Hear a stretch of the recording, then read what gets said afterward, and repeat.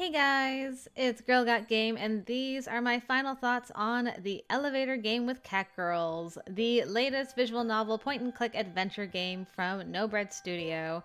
Before I begin, please keep in mind that I did receive the key for this game from the devs, plus there will also be some story spoilers discussed, so I'd encourage you to either play the game yourself, or watch either myself or someone else play through it first before watching this. And with that, let's jump in. So, as I mentioned, this is the latest game from No Bread Studio. I've done full playthroughs of their other two games, Soul Set and Blank Space, which I thoroughly enjoyed, so I knew I was going to have a good time in the elevator game with Catgirls. Starting off with the writing, this has always been a strong point of No Bread Studio, and it continues to be one in this game. The main storyline is based around the real-life Korean urban legend of the elevator game, right down to the instructions that you have to follow. What follows is a wild goose chase to try and find our cute, and totally not manipulative, cat girlfriend, through various other worlds with lots of wacky and unsettling situations, usually ending with our protagonist either dying or passing out in some fashion, with limited memory of what happened and repeating the loop of finding her girlfriend. The atmosphere and description of what was happening was done so well, and Asahi's reactions to what was happening around her were very realistic, and I really vibed with her. She was a great protagonist and one I was rooting for to escape this loop, as well as come to terms with the growing realization of her relationship with Kirin not being quite what she thought it was when this whole adventure began. This is discovered mostly through a series of notes that are found through the various endings that reveal the thoughts of two of the characters. I really liked the notes because they were short, but gave just enough information for you to start forming a picture of what was going on and which characters they belonged to. This was also nice since we didn't get a ton of interaction with the other characters in comparison with our protagonist, so getting a little bit of insight into their thoughts was appreciated. When we did run into the other characters, the dialogue between everyone was great and felt natural, and there were a lot of mysterious lines, especially from the Janitor and Sapporo, that gave my theory brain a lot to chew on. If anything, I'm sad we didn't get more interaction with the other characters. I'll be honest and say banter and dialogue between characters has always been one of, if not my favorite things about No Bread Studio games, because it's always done incredibly well, and I was left wanting in that regard with this game. I do understand that leaving Asahi on her own adds to the unsettling tension of the setting, since she has to deal with whatever comes herself. Plus, I'd imagine it was also easier to not have to record too many lines for characters either, since this was their first time introducing voice acting into one of their games. But I will say, if I had anything negative to say in the writing department, it would just be that I personally would have liked more scenes between characters. There are a couple things I'll mention about the writing, though, that might be a negative for others. One is the amount of references in the game. I thought they were a lot of fun, even if there were ones I didn't recognize, and I was very excited about a couple of them in particular. But I would say that there might be too many references in this game, and it might make it hard to know what is relevant to the story and what's there as just a fun reference. The other potential negative is the open-endedness of the endings, and in particular, the true end. I think this might be the most open-ended of No Bread Studios games to date, and I might have liked a little more explanation for some plot points, but overall, it wasn't a huge negative for me. I still wanted to mention it though, because if you're looking for a definite ending to the story that will explain everything and tie it up in a nice little bow, that's not what this story is. Moving on to the art, it was absolutely gorgeous. I loved the paper doll style of the characters, as well as the world being mostly in black and white with random pops of color here and there. It really sold the creepy and unsettling atmosphere. There were so many backgrounds and character poses, and it all looked beautiful. All the 3D models were also really well done, and I thought they fit in pretty seamlessly with the 2D art. The CG art was also really well done, and fit in perfectly with the style of the game as a whole. I'd also say the UI for this game is an improvement on Blank Space. I found navigating the rooms to be much easier this time around, and I also loved that the icon for moving was like little cat paws. That was so cute. I also liked that I didn't have to combine items this time or access items from my inventory before interacting with the environment. It would just automatically pick the correct item from your inventory as you interacted normally with anything clickable, and I was a big fan of this change. The music and sound design in this game was also excellent. Odd Till the End did a fabulous job of all the music, It fit the atmosphere of the game perfectly and really elevated the creepiness factor. And as mentioned earlier, this was the first game from No Bread Studio that featured voice acting, and I thought everyone in the cast did a bang-up job. The only negative I have is that a lot of the voice acting gets drowned out at times by the music, but otherwise I thought everything was done really well. And finally, the horror. As I've said probably multiple times already, the setting and whole atmosphere of this game really had me on my toes throughout. That's not to say there were jump scares around every corner. While there were a couple of those, they are fairly minor and probably wouldn't scare a more hardcore horror veteran, but I'm still a wee bairn in that department, so they got me pretty good, I'll admit. But beyond that, you just never knew what weird thing you were going into next, and that's what kept me on edge more than anything. But I'd probably define this game more as a mystery in a horror-like setting, if that makes sense. And even if a lot of the mysteries are left unexplained or left up to your imagination, I did enjoy the journey of looking for clues and trying to parse what was happening right up until the end. And I like to think that the bit of horror that was present in this helped me to grow a thicker skin in that department for future horror games I may want to try, so that's a win for me anyways. And now, before I wrap up, I want to give a ranking of the different endings in this game. I was struggling on what exactly to rank them on, so I've decided to do it just based on my personal enjoyment level, and I'll explain briefly what I liked about each one.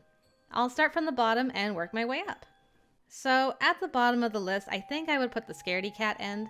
This is mostly because it's a pretty short ending, where Asahi decides Kirin's more trouble than she's worth for all intents and purposes, and just leaves her to her fate. The main good thing about it is that Asahi kind of acknowledges to herself that her relationship with Kirin may not have been all rainbows and roses, but with how Asahi is in other ends, especially the true end, it kind of feels a little bit like a conflict of her character to just leave Kirin behind. Next up, I'd put the flower ending. I really didn't know what to make of this end. It was such a different style from all the other ones, and it's listed as a secret end. I assume it must be a reference to something, but I couldn't for the life of me figure out what. It was definitely one of the more unsettling endings, with Flower Asahi killing the other characters and trying to die herself and not being able to. I really liked the different art style for it, but it was overall a kind of confusing ending, and I just wasn't sure if it was relevant to the overall story or was just a reference that I was missing. Next on the list, I'd put the Room 302 end. Thanks to everybody who commented on that ending, I learned it was a Silent Hill 4 reference for the most part, with the apartment number and the crawling through the hole to another place bit. I'll be honest and say I probably would have enjoyed the ending more if I had been a fan of the Silent Hill series.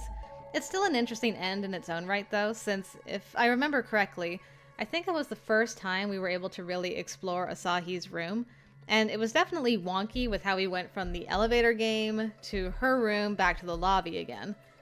My favorite part of this end was looking through the peephole in the apartment one of the times, and the red-eyed Kirin was just there staring back at me.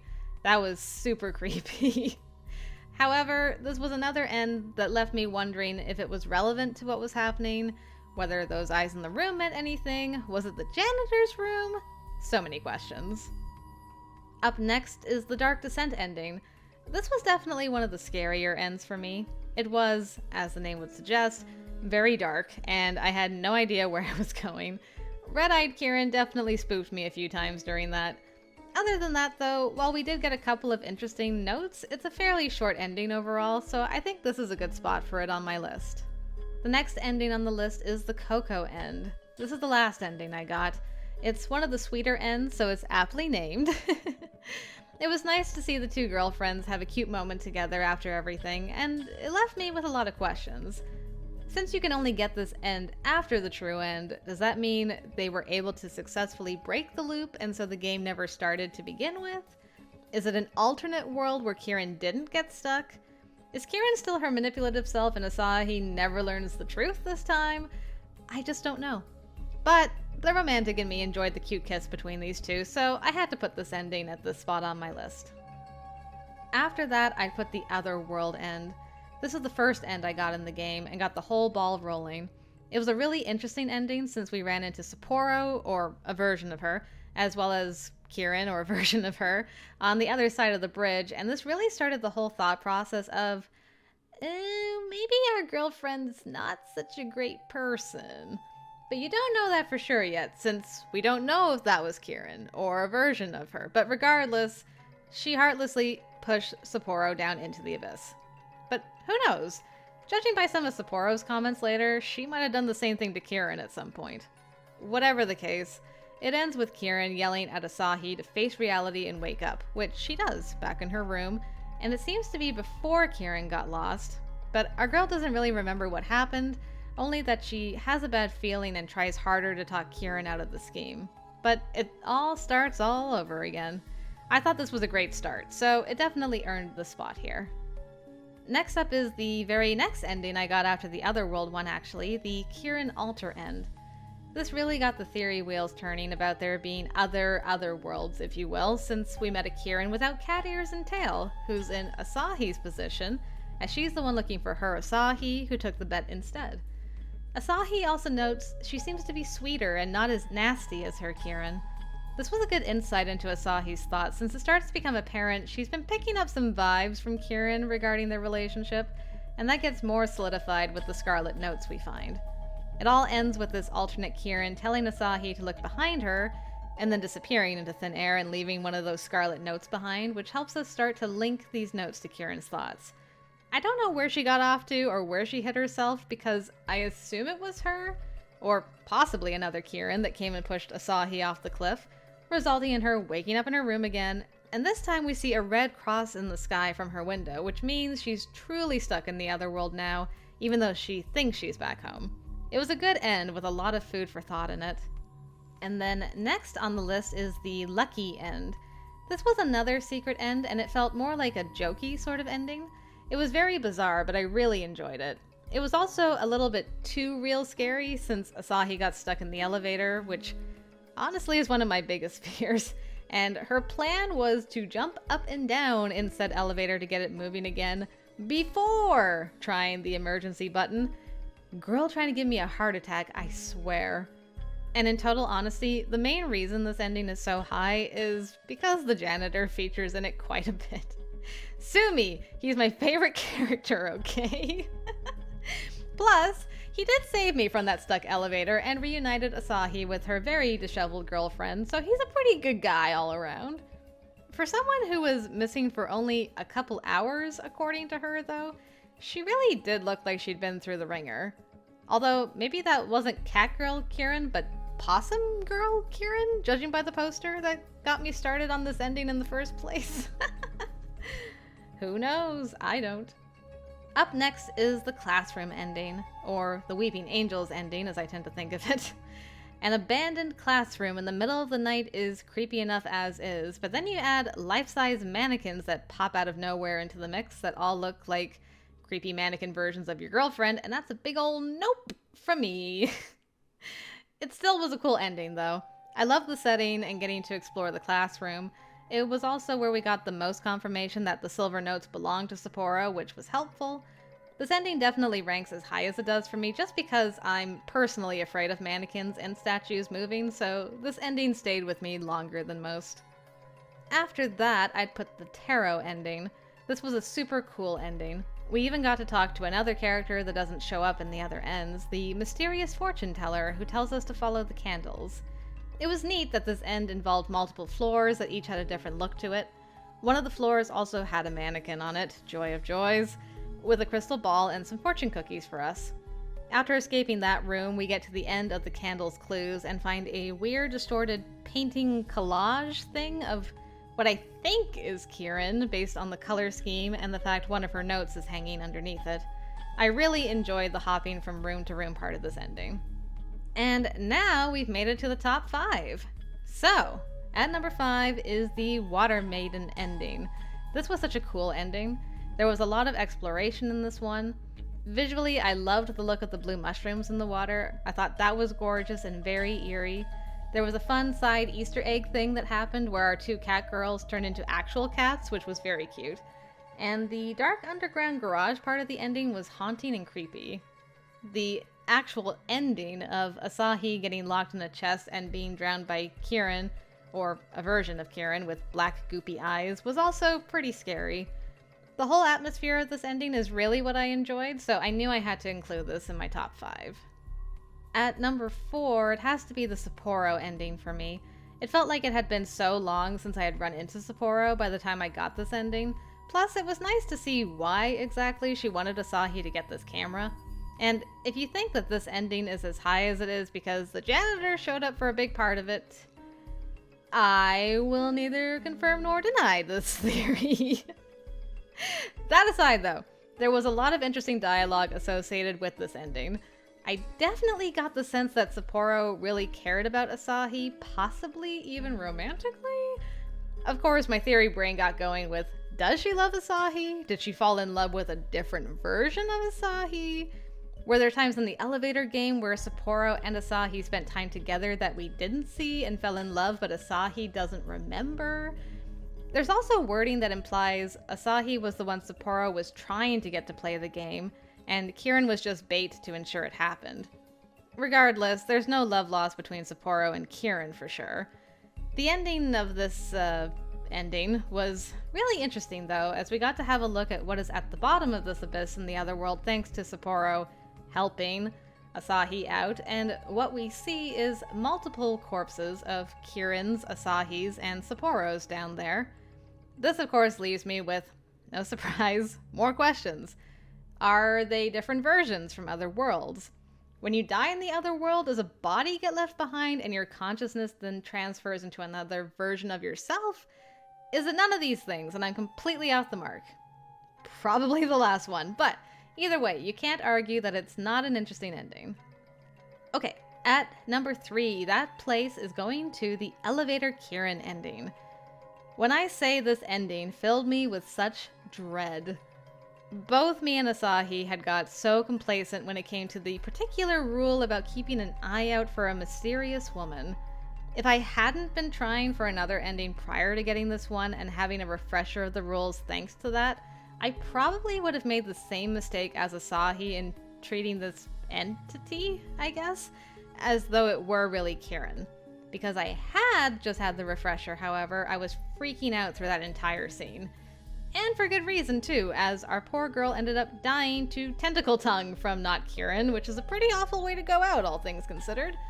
The fact that the woman did actually exist and ended up making an appearance was really awesome, though, and it was a very unsettling ending, so it definitely earned its spot in my top 3. Next up at number 2 is the corridor loop end. This ending was so cool. I got it pretty early into my playthrough, but it stuck with me all this time. It started off with finding Kirin by a hospital bed and then disappearing around the corner. Investigating the hospital bed gave some very interesting backstory on our girl Asahi. After that little bit, a very friendly and totally not scary voice whispers, "Asahi," which is probably one of the best sound effects in the game, by the way. Then what ensues is our girl exploring a never-ending hallway that goes around and around. Eventually, at a certain point, something changes, and you come across easily my favorite Easter egg of the game, the "Help Me" message written in blood on the wall. Very, very cool. There's also another Silent Hill Easter egg, this time for Silent Hill 2, where a giant hole appears in the wall and a red-eyed Kirin-like thing chases us through the corridors, with the time limit for the choice to run getting smaller and smaller until we can't run anymore and get caught. That was so cool and really got the adrenaline pumping. It was a spooky ending with a lot of fun references and interesting backstory and notes, so it's no surprise it ended up ranking so high for me here. And finally at number 1, fittingly, is the true end. The whole build-up to this ending was great. Asahi's armed with so much knowledge about how Kirin feels about her up to this point, but in spite of all that, she doesn't want her to be stuck in this horrible place and goes back to find her once more. I really admired Asahi for doing that. After everything she's gone through up to this point, and to learn in the process that the person you're doing it for has been manipulating you all along, not many people would be as brave or as kind as her to still go through the trouble of trying to rescue that person. The other world took on its biggest change yet with this end too, with the whole place not only having red snow, ash, but the whole place turned red as well. This is the end where we finally find our Kirin on the other side of the bridge, and according to her, she's been stuck the entire time we've been searching for her. As we've established up to this point, though, she has been manipulative, so maybe she has, or maybe she's been involved in some of these deadly endings. Who can say? Regardless though, as the elevator game has been doing up to this point, the scenery has changed when Asahi takes Kirin back to the bridge and can no longer get back to her side. Everything from this point on is so good. While I would have liked a longer conversation between Kirin and Asahi regarding the feelings from the notes they found, I was glad that both at least acknowledged a discussion needed to be had at some point. And the moment when Asahi realizes the elevator won't leave if both of them are on it, and pushes Kirin in with the note she needs to leave while the song Masks and Illusions, which is my favorite, kicks in, got me all emotional. The resolve Asahi needed to do that, plus the fact she walks back to the edge of the bridge and throws herself into the abyss with the hope she'll come back again, was also super epic. I loved everything about that. And of course, we get to tie everything up nicely with our two Catgirls waking up in Asahi's room with Sapporo and mysterious Janitor Boy yelling at them outside their window that it's time to burn that place they escaped from down, and potentially recruiting these girls into the Paranormal Avengers or something? Maybe? Still not sure about that. Anyways, while there were of course still a lot of unanswered questions I had at the end, I still felt an overall satisfaction, and also sad that the journey had come to an end, so this definitely earned its #1 spot for me on this list of mine. And there you have it. I hope you all enjoyed my final thoughts on this delightful game. I had a wonderful time with it, as I always do with No Bread Studio games. I'd say they've outdone themselves once again here, and it's a joy seeing their games continue to improve. I'll definitely be eagerly looking forward to whatever's next in the pipeline from them. Now, with that being all said, it's time to announce the next Sunday game. It's a game that's been on my recommended list for a while. I'll be checking out Bad End Theater from Nom Nom Nami, and I'm very much looking forward to it. Hopefully you guys will be able to join me for that. Either way though, thank you for listening to my final thoughts. I hope you enjoyed it, and I'd love to hear your thoughts and or theories on this game as well if you'd like to comment down below. Thanks again for watching, and as always, until next time, I will see you later.